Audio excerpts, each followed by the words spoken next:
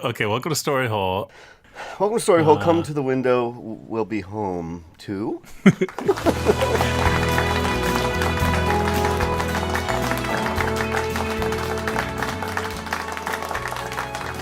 All right, welcome to Story Hole. Come to our window. I'm Roger. I'm Kevin. And I'm Joey. Hey, do you guys like love stories? Oh, yeah. Yeah, I watched one with Kristen this past week. It was called Set It Up or something like that on Netflix. It's great. In your opinion, do you think that that's the most powerful love story you've ever heard? In recent memory, definitely, yeah. What about you, Joey? What's your most? Oh, gosh, I have a lot. See, here's the thing is that I didn't date at all when I was in high school. I was kind of a dork. Mm-hmm. And so my whole perception of like my late teens and early 20s, my young adulthood, was all based off of like rom-coms. That's how I thought you're supposed to act. And so I was a pretty awkward young man courting ladies. It sounds like you guys are pretty into romance then. Would you say that that's true? Oh, yeah. Mm-hmm. Yeah? All right, well, then you're in luck. Because on today's episode, we're going to talk about maybe the most passionate, romantic character of all time. Do you want to take a guess on who it is? SpongeBob SquarePants. Incorrect. Damn it. Not Pepe Le Pew, because he's a predator. Yeah.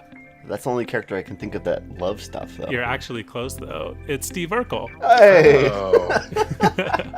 Yeah, okay. So, Steve Urkel is a character from the sitcom Family Matters, which was a super popular show. It ran for most of the 1990s. Did you guys watch it? Yeah. Not a whole lot. I loved it. Yeah. Originally, the character of Steve Urkel was intended to be just kind of a minor one-time character that popped up for a single episode, just for really one specific joke, and then was supposed to just disappear and never be seen again in the series. But once that episode with him came out, that changed because he was a sensation. Audiences loved him. The ratings on that episode went through the roof. And the writers really had no choice but to start using him in pretty much every episode from there on out. That's great. In fact, the first episode with Steve in it was actually not till the 12th episode of the series. But after the fans' reaction to him, they went back and filmed scenes to insert into the previous 11 episodes so that Steve would still be in them for reruns. So if you can find copies of the first 11 Family Matters episodes, there's no Steve Urkel. But after that, there's like scenes of Steve popping up, especially in the beginning, that were added in later. That's so funny. Oh my God. So he quickly moves from just being kind of a gag, one-time use character to really being the star of the show.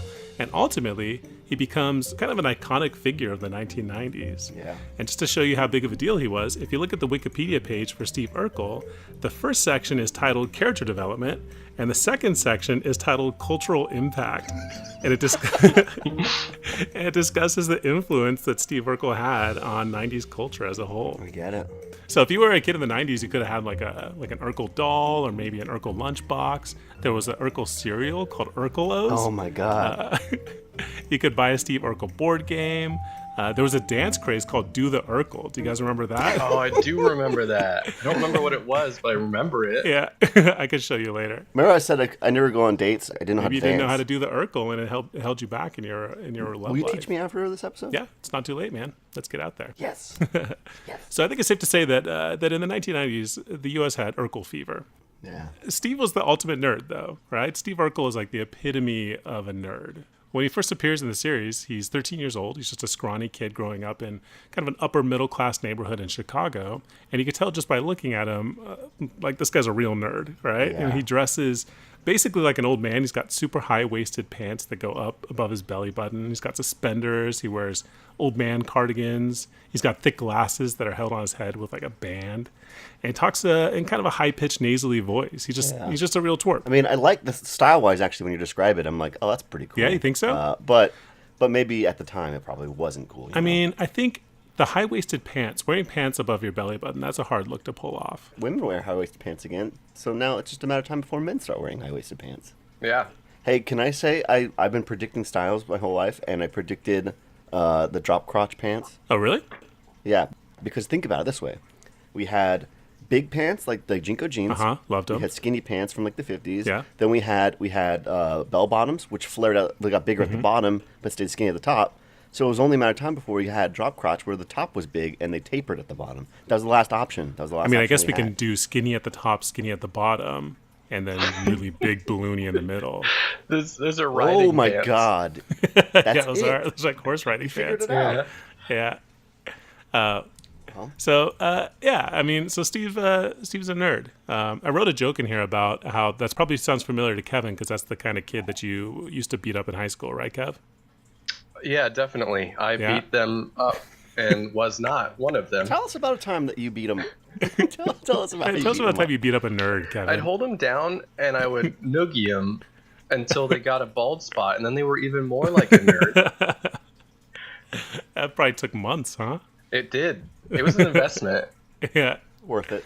But despite how nerdy Steve Urkel is, he's a compelling character. You know, his story is one of love and heartbreak and struggle, and really ultimately what it means to be human. So today's story hole is about Steve Urkel. Steve Urkel was born in 1976. He's the only child to his parents Herb and Diane.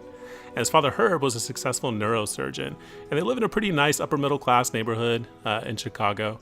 And throughout most of his childhood, Herb and Diane try to get Steve out of their house as much as possible. And at first it's implied that the reason for this is that Steve is such a dork that even his parents hate being around him. But later in the series, they pretty much explicitly state that. His parents do not like him. There's a point even when his parents move to Russia and leave Steve behind. So it's sad. You know, his upbringing is pretty sad. They don't really get too deep into it in the beginning, but there's subtle hints and subtle references that really allude to how terrible his home life is. That sucks. It does suck, but it's also a little understandable because Steve has a couple personality traits that make him pretty difficult to be around. For one, he's super accident prone. He's always tripping and falling into things and breaking other people's stuff and generally just being a nuisance. And he clearly can't control it, but if he's around, there's a good chance you're going to end up losing something valuable or getting hurt in some way because he just can't control his body. And second, he's incredibly persistent with a real misplaced sense of confidence. Like he'll just kind of do whatever he wants. And he doesn't really seem to be concerned with other people's needs or desires. And that blind persistence is going to make building relationships pretty tough for Steve in his life. And that might seem petty, but it's not. You know, like the idea that he's clumsy and he doesn't really care about other people's needs. I mean, that sucks, but that doesn't seem like a huge deal. But his flaws are so glaring. It goes way beyond just the normal annoying traits that you might see in a person. It becomes really something else. And there's a moment, actually, where a character asks Steve what happened to him to make him the way he is. And Steve's reply is that his genes were mutated because on the day before he was conceived, a road flare went off in his dad's pocket. Oh. Okay. And I'm not sure the exact science of how that works, but that's the explanation. The chemicals from the road flare No, that checks Did out. it burn his somehow balls mutated. or something? You know those radioactive road Yeah, flares? like, what? That doesn't make any sense. To be fair, I don't know how a road flare works. So, but anyway, when Steve turns 5, his parents enroll him in kindergarten at a school in their neighborhood. And in elementary school, two things become really clear. One, Steve is a genius. Even as a child, it's obvious to his teachers that he's way ahead of his peers. And two, Steve has a huge crush on a girl in his class, and that girl's name is Laura Winslow. But little Steve he's such a nerd, right? Even though they're in the same classes on and off throughout the entirety of their elementary school experience, Steve is never really on Laura's radar. So that crush doesn't really move beyond anything just a private feeling for Steve. Yeah, see, remember earlier I was saying that I felt like familiar? Uh-huh. Secret crush. I had secret crushes all throughout high school. Do you have any secret crushes now? Please be me. Please Yeah, be me. yeah, I do. Who is it? No, it's a secret. I'm not telling you. I'm not going to disclose it for the whole world and the whole earth to hear. Give us a hint. She's got a body like Blab. Oh, dang. I think I know who it is. Oh, I know her. She's got a body like Blart.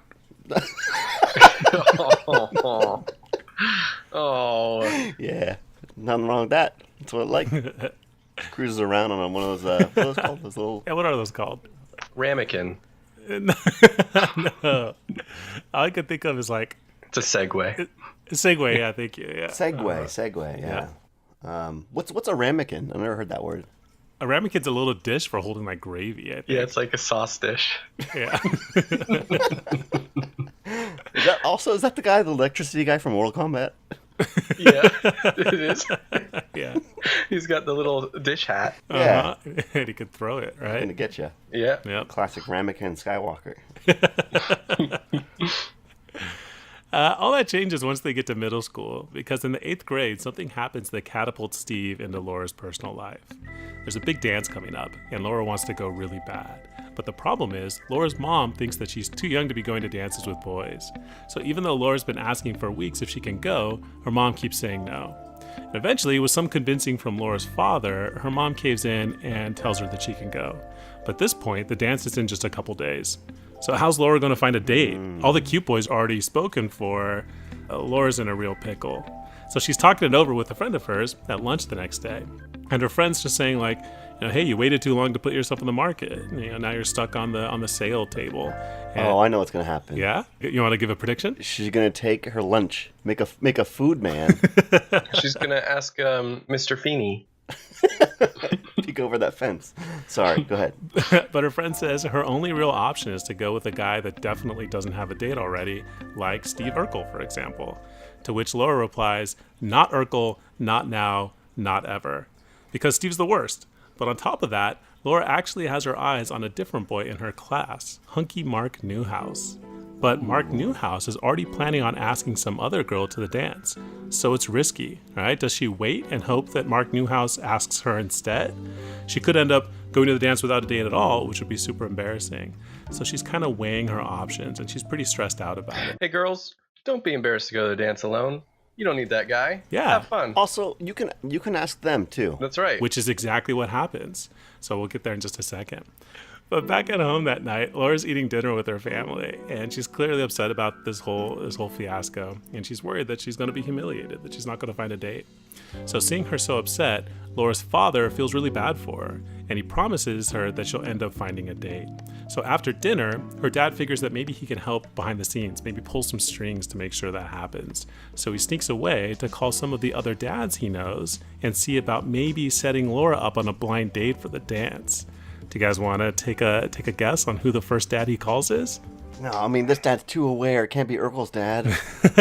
he's a good dad. He's like get my daughter out there and date. He's cool and progressive and kind and considerate. You would think so. No, don't call Urkel's dad. His first call is Herb Urkel. No. He doesn't know Steve Urkel, though. He's only met Steve's dad. He calls Herb, and Herb informs him that Steve does not have a date. He would absolutely love to take Laura. And Laura's dad doesn't realize it yet, but that call is going to have a huge impact on the lives of pretty much everybody involved. Yeah. At the same time, though, get this, Laura decides to take matters into her own hands. Just like you were saying, Joey, she realizes that if she wants to go to the dance with hunky Mark Newhouse, she should just call him up and ask. She doesn't have to wait for him to ask her, right? Hell yeah. So right after her dad secretly sets up a date with Steve Urkel, Laura gets on the phone and calls Mark Newhouse, and Mark says yes. Turns out Mark Newhouse has had a crush on Laura for years. Ain't that the story? Yeah, how about that, huh? That's great. That's a solid lesson. Right? It's a good moral. Yeah, for especially in the 90s. That's a cool thing for that to happen. Yeah. I feel like this show is 50% strong, good messages and 50% really just condoning problematic behavior. So yeah. We'll get there in just a minute. Okay. But now, when the night of the dance rolls around, there's a big problem, right? Laura's all excited to leave the house with Mark Newhouse, but before she can, Steve shows up in a dumb little nerdy tux with flowers that he stole from a graveyard. And the fact that he shows up at their house at all is a big deal for two reasons. One, it's the first time Laura's family is introduced to Steve, and they do not like him. Largely because, number one, he looks like a dweeb, but also, the first thing that he does when he sees Laura in her dress is he just yells, "Wow, are you wearing a bra?" Which is a terrible way to introduce yourself to someone's parents. All right? Laura's mom does not like that at all. The other reason why this is a big deal is because Steve realizes that Laura Winslow, the girl he's had a crush on since the first grade, lives right next door to him. They're next door neighbors. Oh, no. Yeah. Now, ultimately, Laura ends up going to the dance with Mark Newhouse. But even after those two leave, Steve doesn't. He just stays at the Winslow's house. And he says that he hopes they don't mind if he sticks around for a while. His parents told him he's not allowed to come home until after 10. So he just sits down on the couch and he asks the Winslow parents if they have any cheese he can eat. So now the Winslow family is just stuck with Steve for the rest of the night. And ultimately, they're stuck with Steve for the rest of their lives. That kind of sets the precedent. From here on out, Steve is just constantly every day walking into the Winslow's house. Sometimes just to hang out because his parents want him to leave their house. But usually he's there to ask Laura on a date. And Laura always says absolutely not. But like I said, Steve is persistent. He doesn't really care if she says no, right? It's not about other people's needs and desires. It's just about what he wants. So he incessantly harasses her for a date. That's a bad message. Yeah. Because in a way, they market it as if it's like he's an underdog and he's persistent. Mm-hmm. But really, it's just harassment. It's harassment. Yeah, it's Yeah. through and through harassment. Yeah. He just will not accept her rejection. And he's never aggressive, but he's just so persistent that it crosses that line into harassment. There's no doubt about it. I mean, I bet he puts his arm around her unwelcomely. That's true. I bet he does. Yeah, that's a good point. Hey, no touching. Yep. This is a message for everybody out there, men or women. If you get rejected, don't be a jerk. Yeah. Even though the moral of this story, as we'll see, is that it works out in the end. Don't do it. I take it back, everyone. It works. So Yeah. you stay in there. There's one side note that I want to throw in here just because I feel like it's too disturbing to not include. You know the phone call I mentioned a minute ago where Laura's dad called Steve's dad about the date? Yeah. On that call, Laura's dad says, "Hey, Mr. Urkel, I met you the other day at the pet shop. You were buying all those mice," which is a weird thing to bring up in the phone call. But then later in that episode, Laura's brother is talking to Laura's dad about why it was such a mistake for him to set her up with Steve Urkel. And he mentions that one of the reasons is that Steve is known for eating mice at school. What? What the hell is that? Steve's parents are feeding him mice. No, that can't be. It's got to be like when you're a kid, everybody's cruel and they all make up things and they all make up these stories about each other and stuff. It's got to be like Could be, that. but then why is his dad buying all those mice at the pet shop? For his snake, he's got to have a pet snake. Look at this Maybe, kid. I don't know. They never revisit that, but you can choose man. to believe whatever you believe. I don't want to believe that he eats mice. Yeah, me neither. Nobody does, but All right. Well, thanks. Thanks for. you gotta respect the facts. Yeah. So for years, that's how it is for Steve. He spends most of his time over at the Winslow house and knowing the family and just incessantly pursuing Laura's love, although she never really gives him much hope for that. Sometimes he'll trick her into going on a date with him, but it always ends up terribly. There's no reciprocal connection there. How do you trick somebody to go on a date with you? He finds ways. I'm not asking because I want to know, but Hey, Kev, what are you doing later? You want to go get some dinner or something? Or? no, I'm free. Yeah. Yeah, cool. All right. See. You want to go to like a fancy restaurant and maybe wear something nice? Yeah. Yeah. I mean, I'm free. And then I kiss you. Oh. There it is. Oh. That's a date, baby. it's a date, baby. So far, I feel like every weekend we've gone on a date. Yeah, I mean, I guess when you think about it, our lives are basically just the three of us going on dates. It's true. Yeah. Feels great. This one's going great so far. Yeah, it's really nice. Now, I mentioned earlier that Steve is really smart, right? Let's circle back around to that for a minute. Steve is a scientific genius. He invents and builds stuff that could revolutionize the world. At the age of 15, he builds a fully functional jetpack so he doesn't have to climb the rope in gym class. And that same year, at age 15, he builds a fully functional artificial intelligence robot named UrkelBot. Unfortunately, because he bases UrkelBot on himself, the robot is also deeply obsessed with Laura. Oh, no. And since it's not human, UrkelBot is not hindered by morality or guilt or any kind of real human emotion. So it decides that it's going to get Steve out of the way and then just take Laura. So UrkelBot locks Steve in a closet and he starts assaulting Laura. Luckily, even though Steve is kind of a twerp, when Laura's in danger, his adrenaline starts pumping and he just muscles up and he hulks down the door and breaks out to save her. And UrkelBot tries to kill Steve by beating him with a lead pipe. It's a pretty gnarly scene.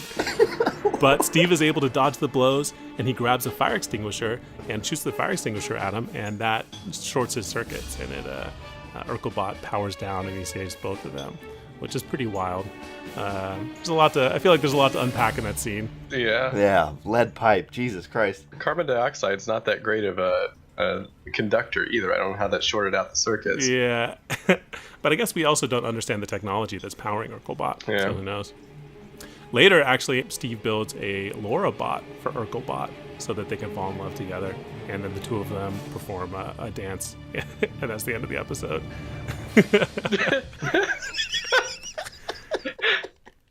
He should just make a Laura bot for himself. Yeah, why is Laura Bot interested in UrkelBot?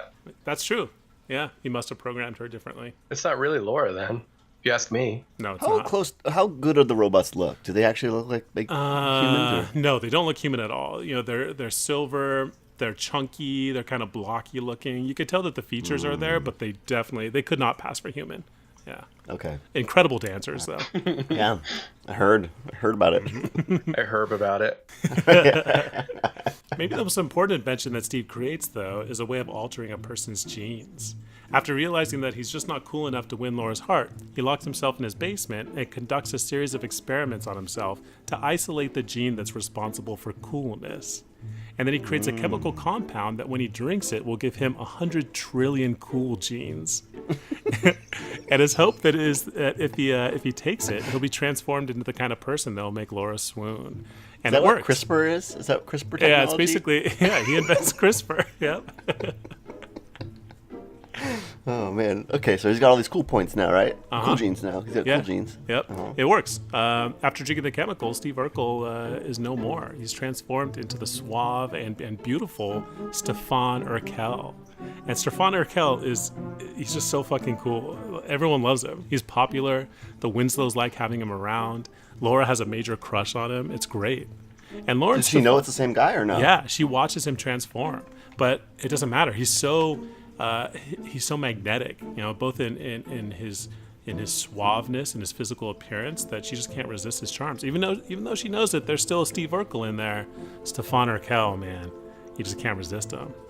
So they start hanging out a lot, and slowly Laura starts to realize that she originally was very attracted to Stefan, but even though he might seem like the ultimate hunk on the surface, inside he's kind of a jerk. He's so stuck up and he's so self-centered. All he cares about is himself because he's so cool, right? When she realizes that, it makes her miss Steve a little bit. Because, yeah, Steve is a clumsy nerd, but he's got a heart of gold. You know, he truly cares about her. Not enough to respect her wishes of not harassing her, but he's still, you know, inside he's a good person. Stefan Urkel, on the other hand, he's got too many cool genes. It's ruined his personality. So Laura tells Stefan she wants Steve back. And at first, Stefan doesn't understand why she would want that, but he realizes that if he became who he is just to get Laura, and Laura doesn't like it, then he needs to change back. So he takes the antidote to the cool serum, and boom, Urkel's back. It's crazy. Yeah. I feel like the dynasty of Stefan, you know, it's fallen. And it can't get up. Hey, can I just toss a different thing out there for a second? It's an idea, and this is, I'm going to posit a theory, and you guys can confirm or deny it.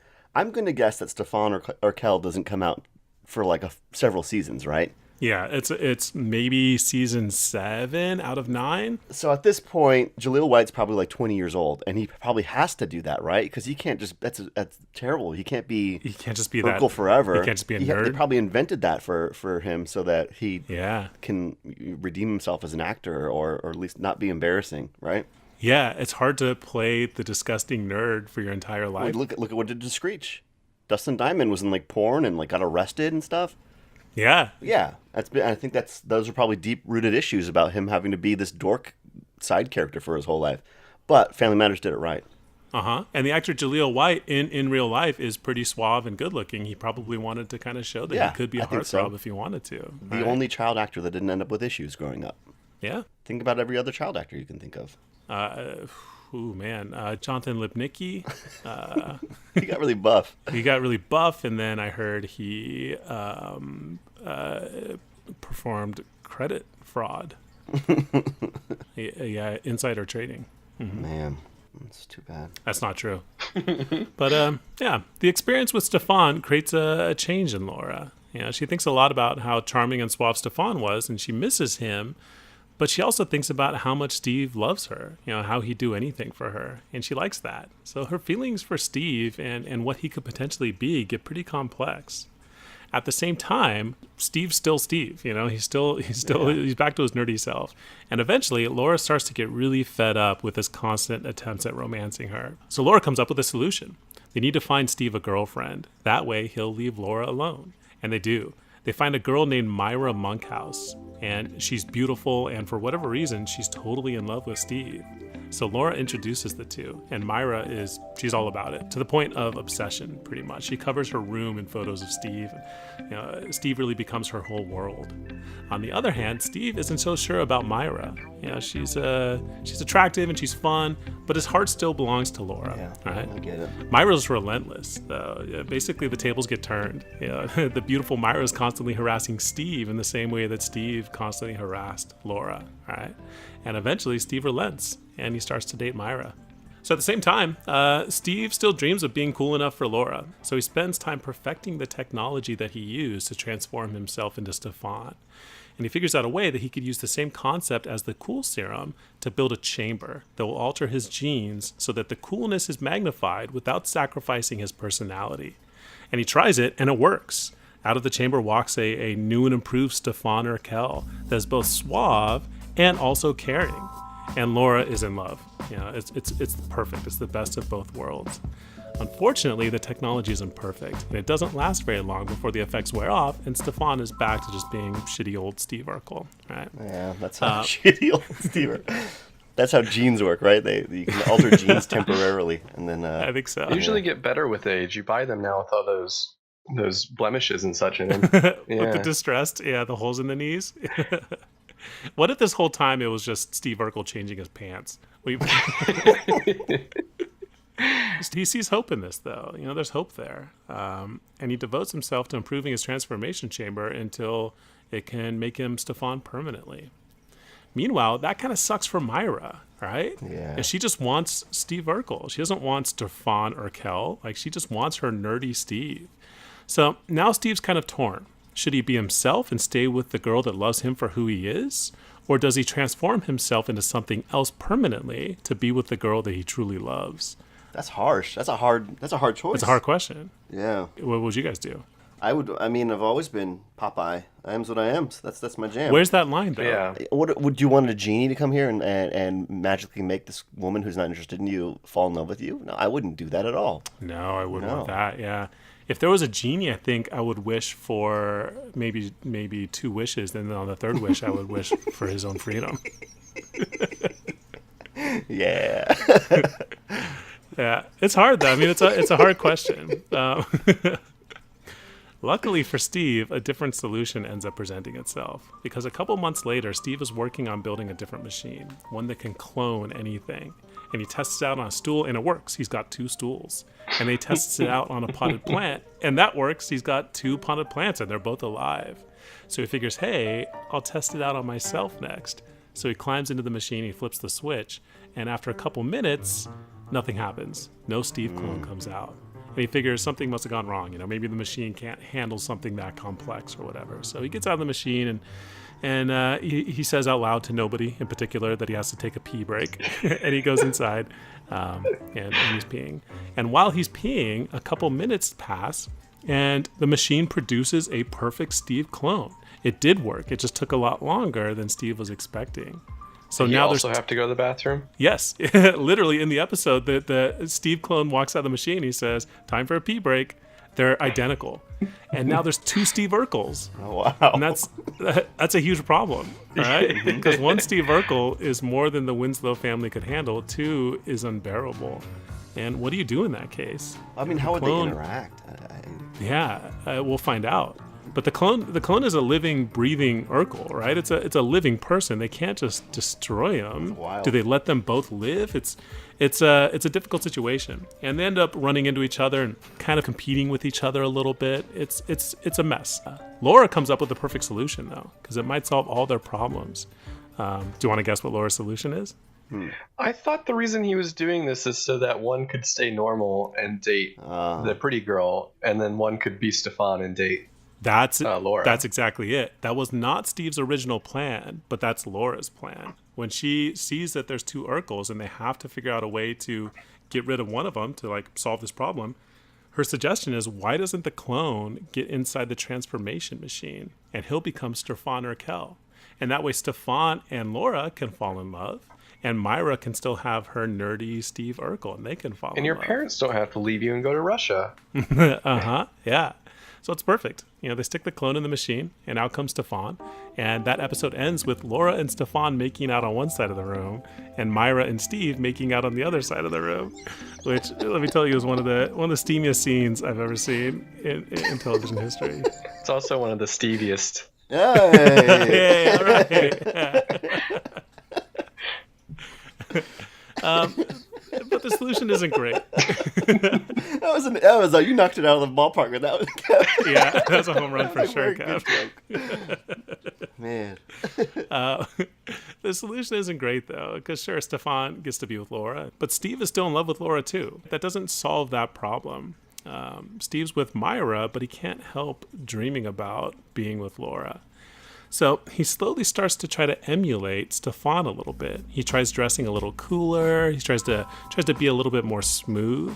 And at the same time, Laura finds herself starting to kind of prefer hanging out with nerdy Steve Urkel rather than the hunky Stefan Urkel. One night, Laura decides she's going to go out to a party and she's going to get wild, and she gets pretty drunk. And Steve realizes that she's probably had too much to drink, so he helps her get home. And as he's trying to get her to go to bed, she kisses him. And not just like any kiss, it's a real romantic kiss. It's straight on the lips. And then immediately she passes out. And the next day, Steve asks her what the kiss meant, and she has no memory of it. She claims that she was drunk. She doesn't even really believe that it happened. She says that she doesn't recall anything about kissing him. But secretly, she admits to her friends that she does actually remember it, and she kind of liked it. He's a great kisser. He is, yeah. Believe me, I know. So now things are getting really complicated. Laura is with Stefan, but she secretly is developing some real feelings for Steve. Steve is with Myra, but his love has always been and always will be for Laura. Steve decides that if he has any chance at all to be with Laura, he has to take it. And if he's going to do that, he has to break up with Myra. So he does. He starts spending a lot of time with Laura, and Laura's having a great time with him, to the point where while they're at a polka dance, she even tells Steve that she loves him. So things are heating up. What a play! At the time, right? The time and place. It's hard not to fall in love with somebody at a polka dance. Do we know which Steve, the original or the clone, became Stefan? The clone became Stefan. Mm-hmm. Yep. Well, that kind of tells you what his real choice was all along. Yeah, it seems like that's something that they should have addressed in the episode, which Steve would become Stefan, and they don't. They don't really discuss it. It just seems mutually agreed upon that the clone would be Stefan. And at the last minute, before the clone becomes Stefan, Myra kisses the clone. And then the clone's like, wait a minute, maybe I want to stay Steve Urkel because Myra's kiss. Dang. Myra in that whole episode is just horny for those two Steves. She just can't get enough of it. It's pretty wild. I feel bad for her, kind of, though. Yeah, you should. She's a tragic character. She's been right about everything. Mm-hmm. Yeah. Well, I mean, you should feel bad. You should feel sympathetic for her. She's a tragic character, but at the same time, she kind of loses her mind. After Steve breaks up with her, she becomes too obsessive. She was already borderline obsessive, but now it becomes problematic. She spies on him constantly. She tries to come up with ways that she can get him back. Ultimately, she devises a plan where she's going to get Laura out of the picture for good by framing her for a crime and getting her arrested and sent to prison. Jesus. And then while she's in prison, Steve's love for her will wither and he'll be all hers. Oh, right? man. So she sets up this whole elaborate scenario where she plants a gold watch on Laura and then calls the police, and it's a whole big mess. Luckily, Steve figures it out and he exposes the plot. And instead, at the end of the episode, it's Myra that gets arrested for stalking and for falsifying police reports, and she's sent away. That's Family the end of Myra. Matters is too real, man. It's harsh. What the hell? Some real shit. Yeah. She was the good one, I thought. Yeah, I mean, no. Yeah. So that's it. Is Myra out of the show after that? She does pop up one more time in the finale, Okay. but pretty much. Does Steve never do anything like that to any of the people pining after? No, he never crosses that No? line for sure. Yeah. Okay. But with that settled, Steve decides to take his chance. Now that Myra's out of the picture, he's got to try to lock it down. He's going to propose to Laura. During this whole thing, though, Stefan is still in the picture. He's still dating Laura. And he decides that if he wants to put an end to all this drama, then he's got to make it official with Laura too. He's going to propose to her. So Laura's about to find herself in a real whirlwind of Urkel marriage proposals. And Stefan ends up popping the question first. He meets Laura in her living room and he asks her to marry him. And he's so hunky, Laura just kind of swoons. And at first she's about to say yes, but then she stops herself because in her heart, she can't stop those feelings for Steve. So seeing her hesitant, Stefan tells her to take a minute and think about it, and he's going to go get drinks for them to celebrate. So he walks out one door. And right when he does, Steve walks in the other door with like a billion roses and a ring.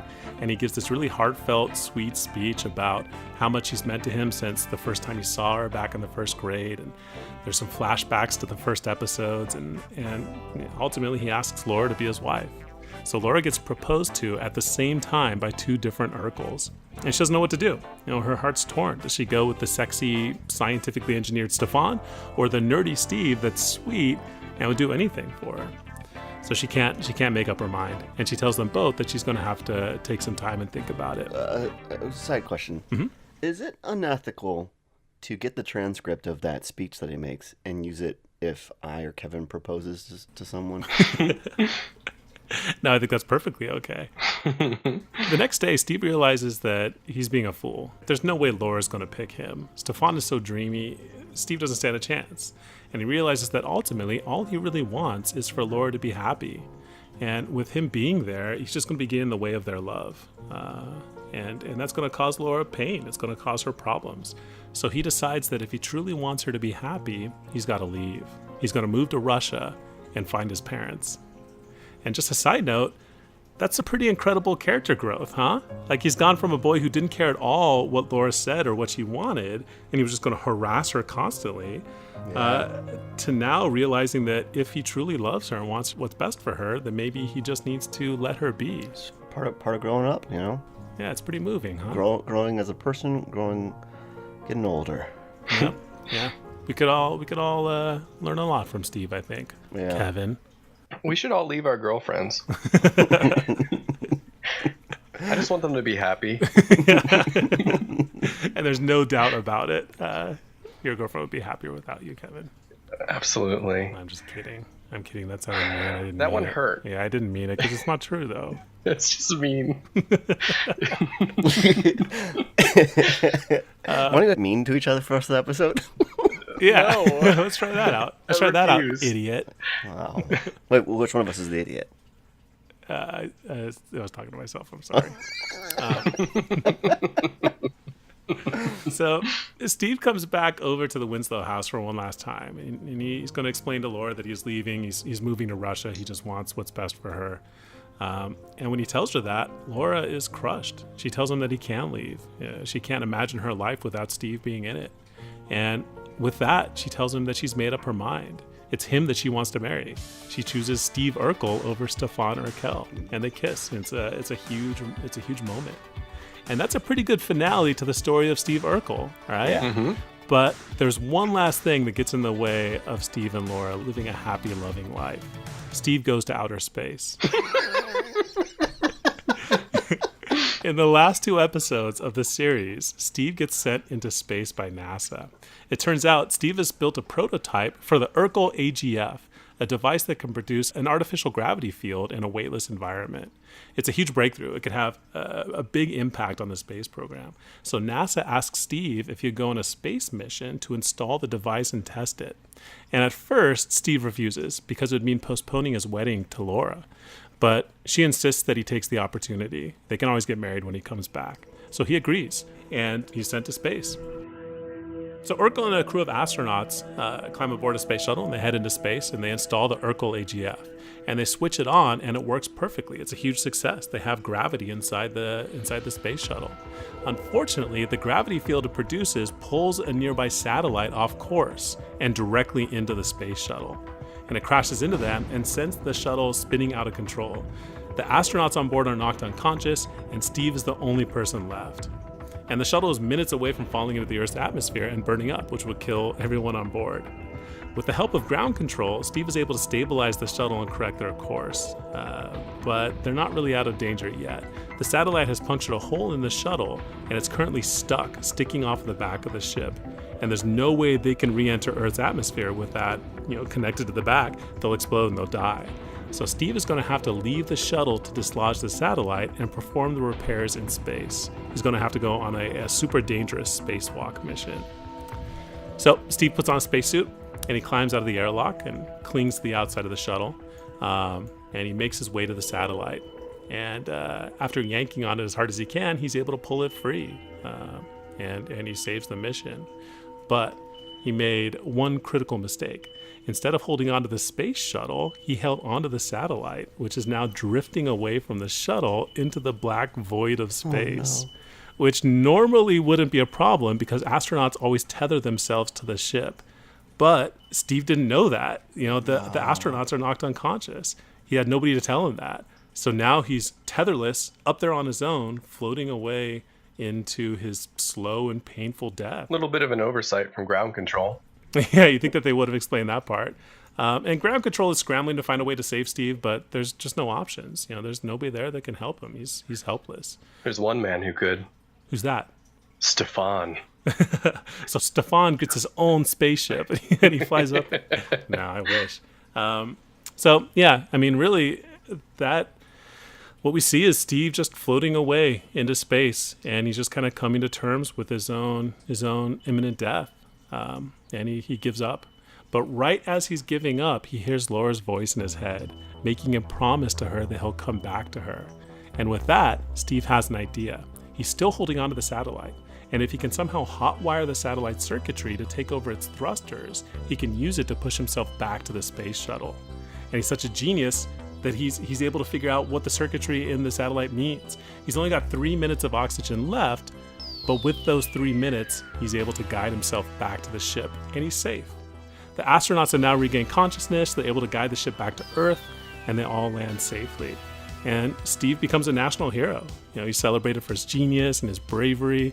Becomes a huge news story. He's nationally known as the boy that saved the space mission. Man. And the Winslow family's overjoyed to have him back. Especially Laura. When the two are reunited, he asks Laura if he can have a welcome home kiss, and Laura replies by saying that he'll kiss him only on one condition: that he promises never to go to outer space again. To which Steve, channeling his inner Stefan, says, "Only when we kiss, Laura. Only when we kiss." Ooh. And then, damn, that's good. And then they French kiss passionately as her family just sits there and watches. And that's it. That's the end. That's the end of Family Matters and the end of the story of Steve Urkel. Which is pretty incredible, pretty moving, huh? Yeah. Seems like he had those cool genes in him all along. Yeah. Turns out he had Stefan inside him the whole time, huh? That's crazy. But also, so like we were mentioning, it worked out for Steve. All he had to do was be incredibly persistent the whole time, right? Yeah. And really not take any hints. But I guess at the end, he realized that was a mistake and he needed to respect Laura's wishes. And that's when Laura truly started to love him. So, yeah, a good message, I guess. What happens to Stefan, though? We don't know. So there might have been a 10th season planned, but it never got made. We don't really have any closure with the story of Stefan. I'm sure it all worked out for him. There is one last thing I want to add.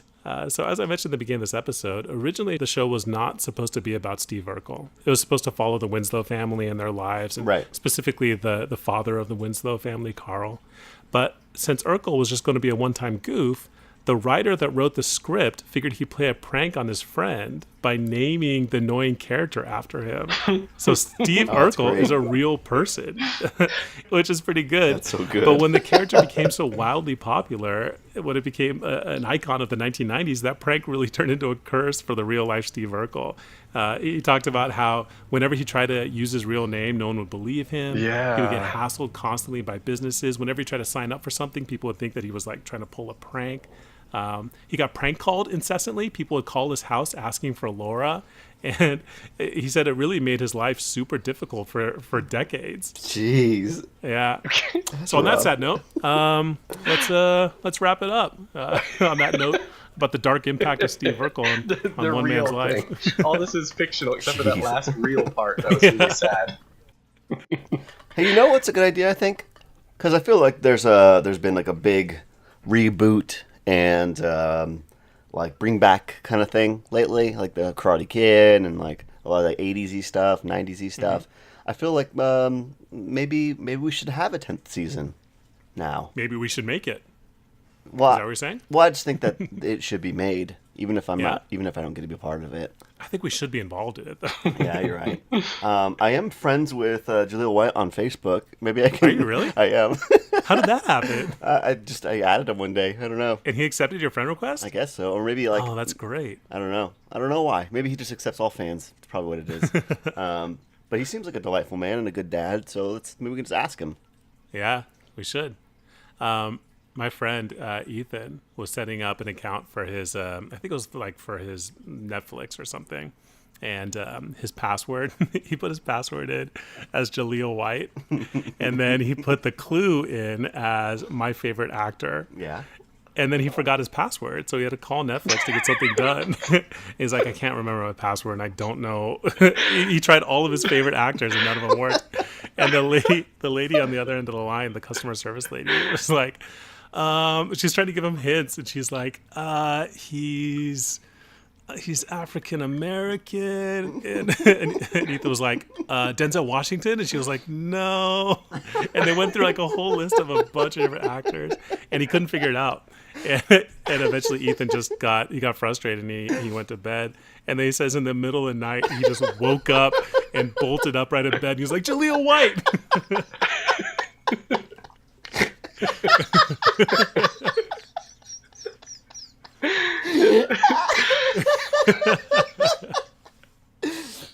Oh my God, that's a great story. That's a tale of It's a personal story hole. Oh wow. Yeah, that's probably how it happened for Laura in the show too. She was just probably like torn, and one day she just woke up in the middle of the night. Was like, she's like, Jaleel. Jaleel, who doesn't really exist in that fictional world. she just yelled Jaleel White. And she probably said Steve Urkel. I love him. Yeah. Well, thanks for joining me, guys. Yeah, it was great. Yeah, it was fun. And thank you, Jaleel White. Thanks, Jaleel. Thank you, Jaleel White. Bye, Bye, Jaleel. Bye, Jaleel.